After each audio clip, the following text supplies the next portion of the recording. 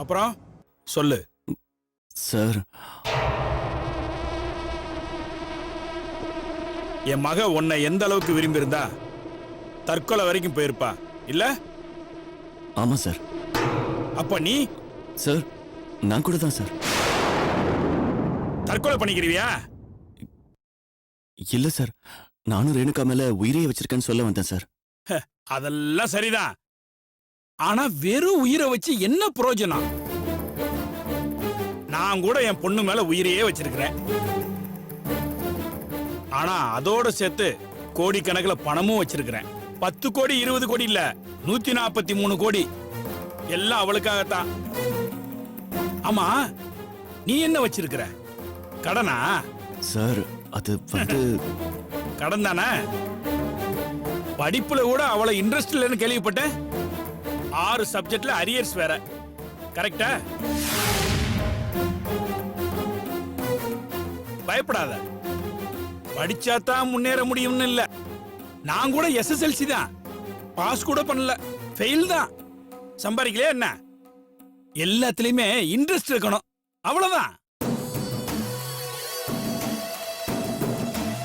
சரி, உனக்கு படிப்புல தான் இன்ட்ரெஸ்ட் இல்லைன்னு பார்த்தா வேலையிலயும் இன்ட்ரெஸ்ட் இருக்கிற மாதிரி தெரியலையே. என்னடா இப்படி எல்லாம் பேசுறானேன்னு நினைக்காத. பொண்ணை பெத்தவன்ல, கல்யாணம் பண்றதுக்கு முன்னாடி கவனமா இருந்தா தானே கல்யாணத்துக்கு அப்புறம் பொண்ணு கண்ணீர் சிந்தாம இருக்கும். நீங்க கவலைப்படாதீங்க சார். உங்க பொண்ணு கண்ணுல இருந்து ஒரு சொட்டு கண்ணீர் வராம நான் பாத்துக்கிறேன் சார். பாத்துக்கிறவ நானும் இல்லைன்னு சொல்லல. ஆனா எனக்கு வர்ற மாப்பிள மாமனார் காசுல மஞ்சள் குளிக்கிறவனா இருக்க கூடாதுன்னு நான் நினைக்கிறேன். ஏன்னா அது எனக்கும் மரியாதை இல்ல, உனக்கும் மரியாதை இல்ல. பயப்படாத, உனக்கு என் பொண்ணை கொடுக்க மாட்டேன்னு சொல்லல. என் பொண்ணோட விருப்பம் தான் என் விருப்பமும். ஆனா ஒரே ஒரு நிபந்தனை. என் பொண்ணை நீ கல்யாணம் பண்ணிக்கணும்னா அதுக்கு முன்னாடி நீ ஒரு வேலையை தேடிக்கணும். வேலையா? இவன் பொண்ணை கல்யாணம் பண்ணிக்கிட்டு 100 கோடி ரூபாய் சொத்தோட லைஃப்ல செட்டில் ஆகலான்னு பார்த்தா வேலைக்கு போகணுங்கிறான். சரி, சமாளிப்போம். என்ன யோசிக்கிற? வேலைக்கு போறதுல ஒன்னும் உனக்கு பிரச்சனை இல்லையே? அதெல்லாம் ஒன்றும் பிரச்சனை இல்லை சார். சீக்கிரம் ஒரு நல்ல வேலையை பார்த்துக்கிறேன். அப்புறம் என்ன, போயிட்டு அப்பாயின்மெண்ட் ஆர்டரோட வா, கல்யாணத்துக்கு நாள் குறிச்சிடலாம்.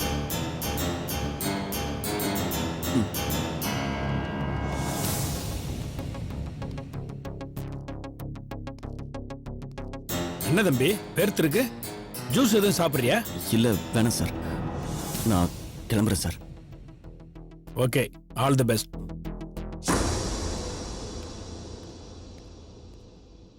என்ன சார் இதெல்லாம்? வேலைக்கு போ, பொண்ணை கொடுக்குறேன்னு நீங்கள் பாட்டுக்கு ஈஸியாக சொல்லிட்டீங்க. நாளைக்கு ஏதாவது இன்டர்வியூக்கு போயிட்டு கையில் ஆர்டரோட வந்துட்டா என்ன சார் பண்ணுவீங்க? யாரு இவன் ஆர்டரோட வருவானா? சான்ஸே இல்லை. அப்படி போறவனா இருந்தா 4 வருஷத்துக்கு முன்னாடியே போயிருக்கணும். அப்படியே போறதுக்கு ட்ரை பண்ணாலும் நான் போக விட மாட்டேன். என்ன மீறி எந்த கம்பெனிலையும் இவனுக்கு வேலை கொடுக்க மாட்டாங்க. பெரிய ராஜதந்திரி சார் நீங்க. இல்லைன்னா நான் ஒரே தொகுதியில இத்தனை வருஷம் தொடர்ந்து எம்பியா இருக்க முடியுமா?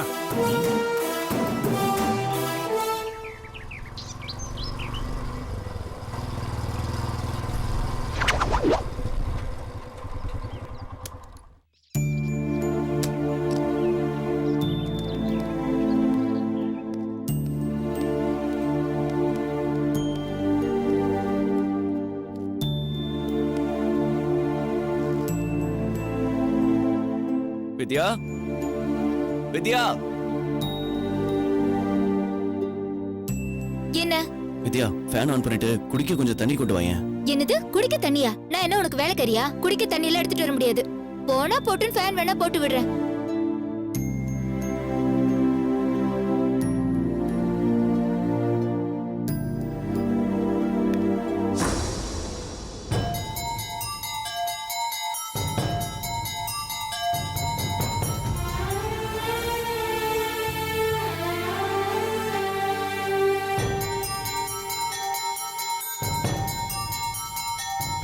என்னாச்சு இவனுக்கு?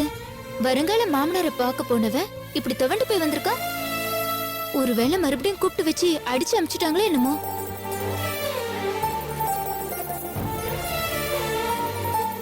அண்ணா, ஏன் இப்படி டல்லா இருக்க? அதெல்லாம் ஒண்ணும் இல்ல. போய் வேலையை பாரு. சரி, நீ தண்ணி கேட்டல, நான் போய் எடுத்துட்டு வரேன்.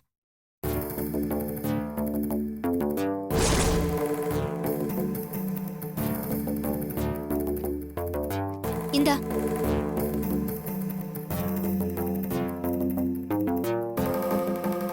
ஏண்டா, உங்க மாமனாரு ரேணுகாவை கல்யாணம் பண்ணி கொடுக்க மாட்டேன்னு சொல்லிட்டாரா? இல்ல ரேணுகாவோட ஏதாவது சண்டையா?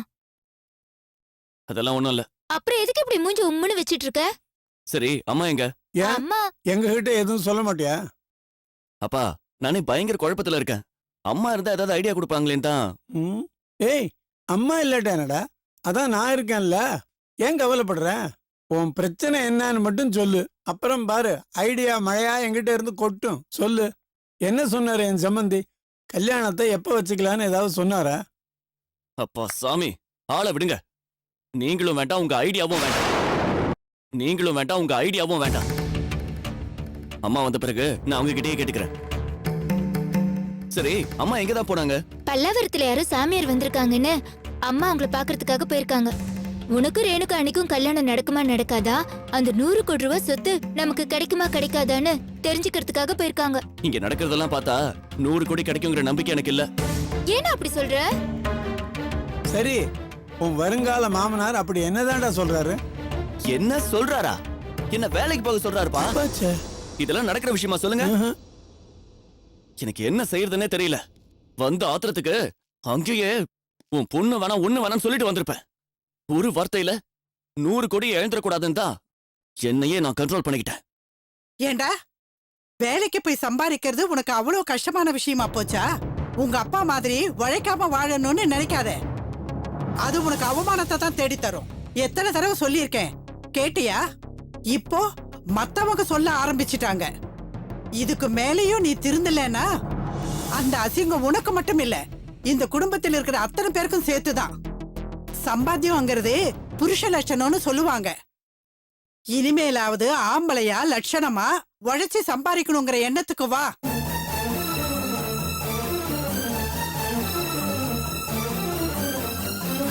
விஜய், நான் இப்ப என்ன சொல்றேன்னா, யாரும் ஒண்ணும் சொல்ல வேண்டாம். தயவு செஞ்சு என்ன கொஞ்சம் தனியா இருக்க விடுங்க. போங்க எல்லாரும்.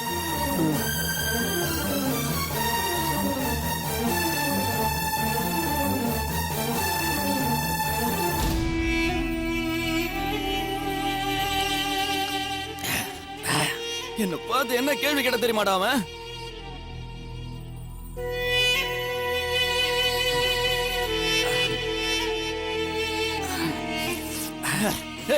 என்ன பார்த்து என்ன வார்த்தை பேசினா தெரியுமாடா அந்த ஆளு?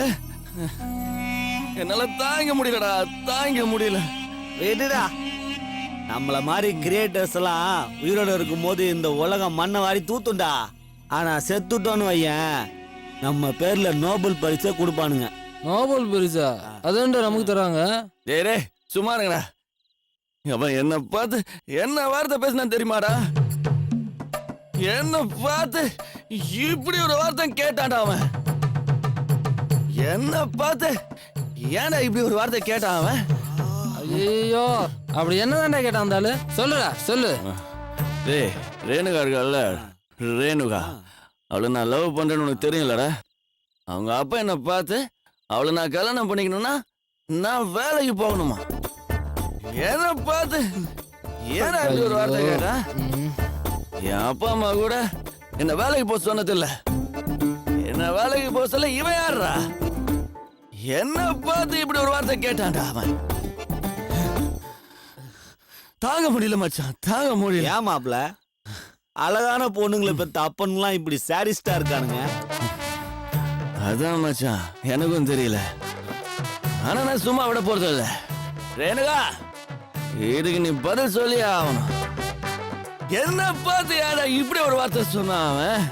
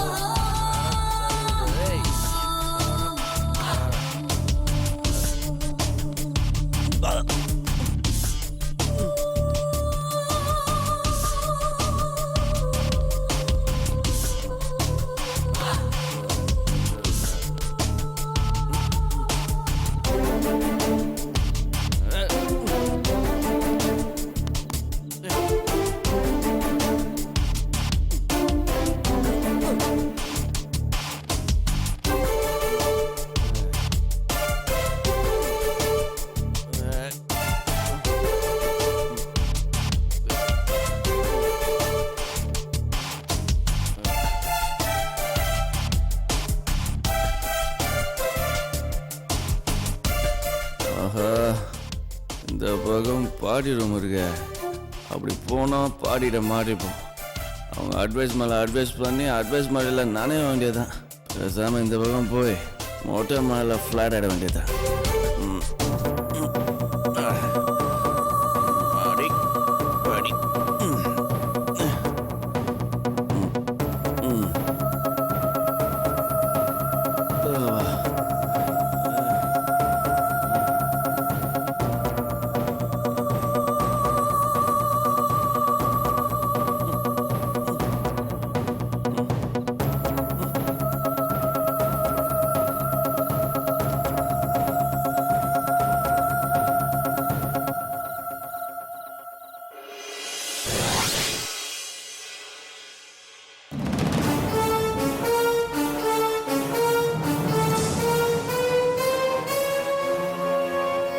ரேணுகா,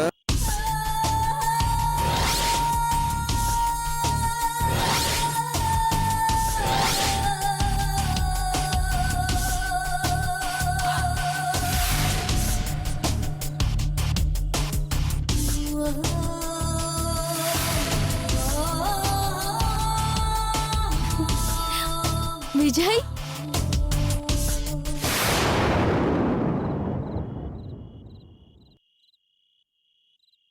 விஜய், என்ன விஜய் இது?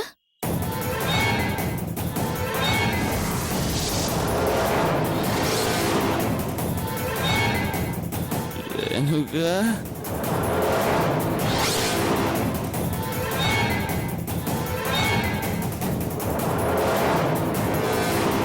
Renuka, I love you Renuka. Vijay,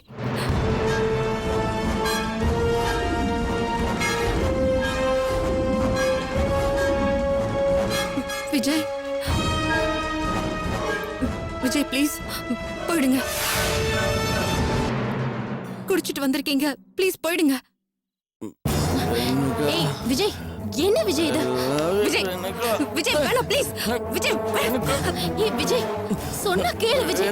ஐயோ அப்பா கீழ இருக்காரு, சொன்னா கேளு விஜய். பாட்டி, பாட்டி, வித்யா. ரேணுகா, ஐயோ Vijay please I love you Renuka.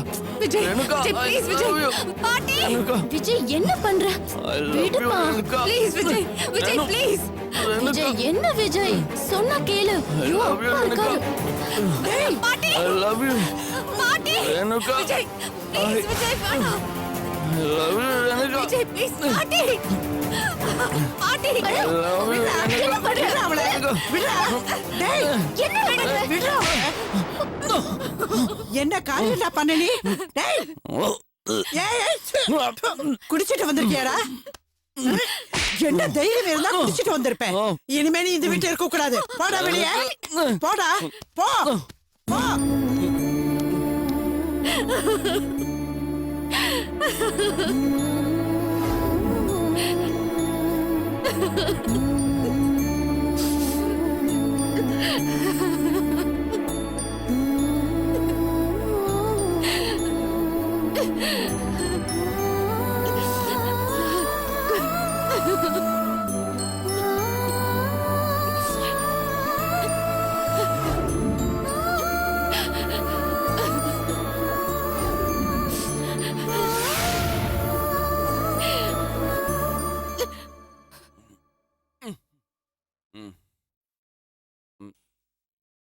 ஏய், அறிவு இருக்காடா உனக்கு? இப்படியா முட்டாள்தனமா வேலை செய்வேன்? இப்போ நான் என்ன செஞ்சேன்னு ஆளாளுக்கு திட்டுறீங்க. ஒரு குடிமகன் தன் காதலிக்கிற பொண்ணோட கையை பிடிக்கிறதுக்கு உரிமை இல்லையா? சொல்லுங்கப்பா, சொல்லுங்க. ஏய், காதலிக்கிற பொண்ணை கையை பிடிச்சி இழுத்தா தப்பு இல்லடா. அவன் ஃப்ரெண்டு கையில பிடிச்சி இழுத்திருக்க. ஐயோ, இந்த விஷயம் மட்டும் அந்த ரேணுகாவுக்கு தெரிஞ்சது அவ்வளவுதான், உன்னை தலை முழுக்கிடுவாடா. ஐயோ, அந்த 100 கோடியும் வரப்போறது இல்ல. போச்சு, எல்லாம் போச்சு. ஜாலியா வசதியா இருக்கலாம்னு பார்த்தேன். என்னோட எல்லா ஆசையிலையும் மண்ணள்ளி போட்டியடா.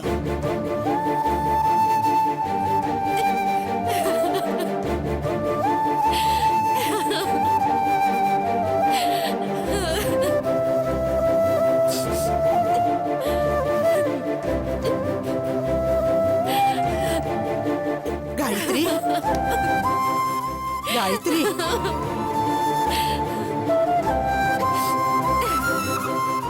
காயத்ரி, என் பேரு செஞ்ச தப்புக்காக நான் உங்ககிட்ட மன்னிப்பு கேட்டுக்கிறேன். நீங்க ஏன் பாட்டி மன்னிப்பு கேக்குறீங்க? நீங்க என்ன பாட்டி தப்பு செஞ்சீங்க? இது ஏன் தலையெழுத்து, நான் அனுபவிக்கிறேன். இல்லனா எனக்கு ஏன் இப்படி எல்லாம் நடக்கணும்? நான் யாருக்கு என்ன துரோகம் செஞ்சேன்? பெத்த அப்பா கூட என்ன புரிஞ்சுக்கல. நீ இந்த வீட்ல இருந்தா நான் உயிரோட இருக்க மாட்டேன், குடும்பத்தோட செத்துருவேன்னு மிரட்டினாரு. அதனாலதான் என்னால அவங்க யாரும் சாக கூடாதுன்னு நான் வீட்டை விட்டு வந்துட்டேன். என்ன பிடிச்ச சாபம். அதுக்கப்புறமும் என்ன விடல. போலீஸ் ஸ்டேஷன், கோர்ட்டுன்னு எல்லா அவமானமும் பட்டேன். இப்போ இப்போ உங்க பேரை காயத்ரி, ப்ளீஸ் காயத்ரி, விஜய் இது தெரியாம பண்ணிட்டான். எங்க அண்ணன் செஞ்ச தப்புதான், ஆனா அவ சுயநினைவோட பண்ணல. இந்த ஒரு தடவை அவனை மன்னிச்சுடு. பாட்டிக்கிட்ட அவனை உள்ள கூப்பிட சொல்லுங்க. ஏண்டி, அவன் செஞ்ச காரியத்துக்கு அவனை உள்ள வேற கூப்பிடணுமா? நீயும் காயத்ரி மாதிரி ஒரு பொண்ணு தானே? இது சொல்றதுக்கு உனக்கு வெக்கமா இல்ல? கண்டிக்க வேண்டிய வயசுல கண்டிக்காம விட்டதுனாலதான் உங்க அப்பா உதவா கரையா இருக்கான். என் பேரனையும் நான் அப்படி விடுறதுக்கு தயாரா இல்ல. அவன் செய்தது தப்புன்னு உணர்ந்து திருந்தணுமன்னா அவன் இந்த வீட்டுல இருக்க கூடாது. முதல்ல அவனை வெளியே தள்ளி கதவை சாத்திட்டு உள்ள வா. பாட்டி ப்ளீஸ் பாட்டி, விஜய் வெளியே அனுப்பிடாதீங்க பாட்டி. காயத்ரி, நீங்களாவது சொல்லுங்களேன். இரு அவனை. பாட்டி, பாட்டி.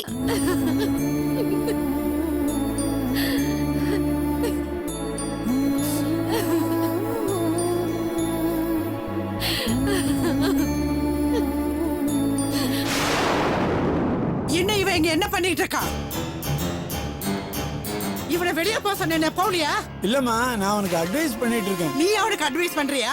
உனக்கே இன்னொருத்தர் அட்வைஸ் பண்ண வேண்டியதா இருக்கு. அப்படி இருக்கும்போது நீ இவனுக்கு அட்வைஸ் பண்ணிட்டு இருக்கியா? நீ ஒழுங்கா இருந்திருந்தேன்னா உன் பிள்ளையும் ஒழுங்கா இருந்திருப்பா. நீ அப்படி இல்லாததுனால தானே இவ்வளவு பிரச்சனையும். முன்னேறு போற வழியில தானே பின்னேறும் போகும். என்னென்ன வேணாலும் சொல்லுங்க, நான் பொறுத்துக்குவேன். எங்க அப்பாவை ஏதாவது சொன்னீங்க, நான் பொல்லாதவன் ஆயிடுவேன். வாய மூடு. நீ பொல்லாதவனாவையோ பொறுக்கியாவையோ இனிமே உனக்கு இந்த வீட்டுல வேலை இல்ல. போ வெளியே. ஐயோ, என்னங்க? அம்மா அம்மா அம்மா, இந்த ஒரு தடவை மன்னிச்சு விட்டுருங்கம்மா.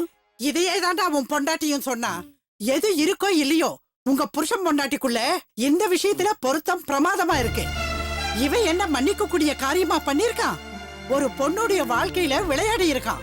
அவனை போய் மன்னிச்சிரு மன்னிச்சிருன்னு வாய்க்கூசாம சொல்லிட்டு இருக்கியே. அம்மா அம்மா, உன்னை கெஞ்சி கேட்டுக்கிறம்மா. உன் பேரன் இல்லையா, இந்த ஒரு தடவை மன்னிச்சு விட்டுருங்கம்மா. அப்படியா? சரி, மன்னிச்சிடுறேன். தேங்க்ஸ்மா. அவசரப்பட்டு ஒரு தேங்க்ஸ வேஸ்ட் பண்ணிடாதே. இப்போ அவன் வீட்டை விட்டு வெளியே போக வேண்டாம்.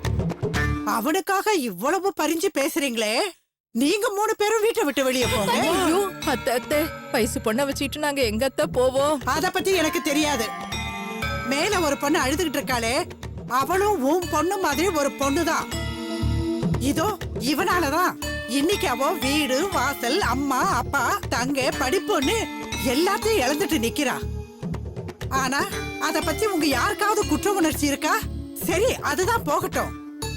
இன்னைக்கு இவன் குடிச்சிட்டு வந்து அந்த பொண்ண பலவந்தப்படுத்த பார்த்திருக்கான். நீங்க 2 பேரும் அதை பார்த்துட்டு அசிங்கப்படாம, அவமானப்படாம, வேதனைப்படாம இவனுக்காக பரிஞ்சு பேசுறீங்கன்னா என்ன அர்த்தம்? நீங்க எல்லாம் கடைஞ்செடுத்த சுயநலவாதிங்கன்னு அர்த்தம் இல்ல. இனியும் இந்த வீட்டுல உங்களுக்கு இடம் இல்ல. நீங்க வெளியே போங்க. அம்மா மன்னிச்சிருங்கம்மா. இந்த வீட்டுல ஏதோ ஒரு மூலையில இருந்துடுறோம். எங்களை மன்னிச்சிருங்கம்மா. அம்மா ப்ளீஸ். ஆமாத்த, தப்பு செஞ்சது விஜய் தானே. அவனை வீட்டை விட்டு அனுப்புவீங்களோ வெட்டி போடுவீங்களோ அது உங்க இஷ்டம் அத்தை. எங்களெல்லாம் மன்னிச்சிடுங்க அத்தை. சரி சரி, எழுந்திரிங்க. முதல்ல இவனை விரட்டிட்டு நீங்க வீட்டுக்குள்ள வாங்க.